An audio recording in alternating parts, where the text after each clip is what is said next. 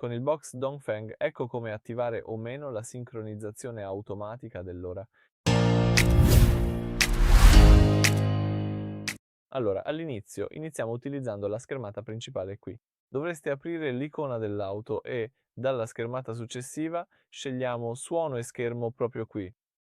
Selezionate qui la voce Schermo, qui potete passare tra 3 schede, ma selezioniamo l'ultima, che è Schermo. E sotto Schermo potete trovare la sincronizzazione automatica del fuso orario. Quindi potete usare questo interruttore per abilitare o disabilitare la sincronizzazione dell'ora.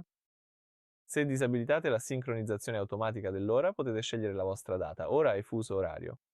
Se disabilitate questa funzione, potete solo cambiare il fuso orario.